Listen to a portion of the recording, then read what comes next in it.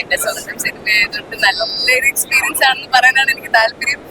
പക്ഷെ നിങ്ങൾ കാണും, നിങ്ങളാണ് എന്റെ അടുത്ത് പറയുന്നത്. നിങ്ങളൊക്കെ കണ്ടായിരുന്നു, എന്നിട്ട് എങ്ങനെ തോന്നി?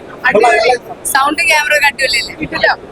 സൗണ്ട് ക്യാമറ എങ്കിലും എക്സ്പീരിയൻസ് ചെയ്യാൻ നിങ്ങൾ എല്ലാവരും പടക്കൻ പോയി ഉറപ്പായിട്ടും കാണും.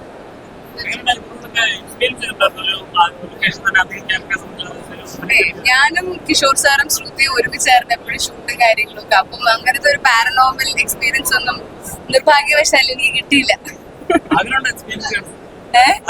ആഗ്രഹമുണ്ട് ചെറുതായിട്ട്. Thank you.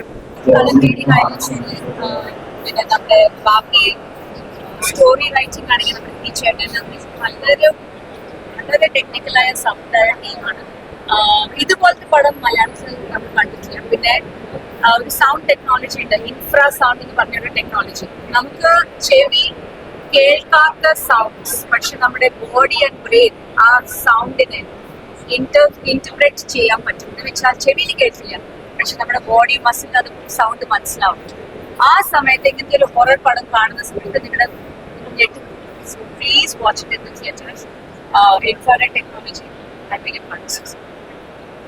ഇൻഫ്രാസൗണ്ട് ടെക്നോളജി യൂസ് ചെയ്തിട്ടാണ് ഈ പടം ഉണ്ടാക്കിയിരിക്കുന്നത്. എല്ലാവരും പടം കണ്ടു നോക്കിയിട്ട് പറയുന്നത്. അതെ, എന്റെ ക്യാരക്ടറിന്റെ പേര് അന്ന എന്നാണ് പടക്കലില്. സോ ഭയങ്കര സൗണ്ടും ക്യാമറ ഒക്കെ ആയിട്ട് റിച്ച് ആയിട്ടുള്ള ഒരു സിനിമ തന്നെയാണ് പടക്കൽ എനിക്ക് ഫീൽ ചെയ്യുന്നത്. എന്റെ ഒരു ചെറിയ ക്യാരക്ടറാണ്, പക്ഷെ യെസ് ഐ ലവ് ഞാൻ ചെയ്ത കഥാപാത്രം അല്ലെങ്കിൽ ചെയ്ത കാര്യം വൃത്തിയായിട്ട് ചെയ്തു എന്ന് വിശ്വസിക്കുന്നു. നിങ്ങളെല്ലാവരും പ്രേക്ഷകരെല്ലാവരും പോയി കാണണം പടക്കൽ, എന്നിട്ട് ഓണസ്റ്റ് ആയിട്ടുള്ള റിവ്യൂസ് പറയും. മലയാളത്തിലെ ശരിക്കും ജോണർ ആദ്യമാണോ? അതെക്കുറിച്ചൊന്ന് പറയാമോ? അതിന്റെ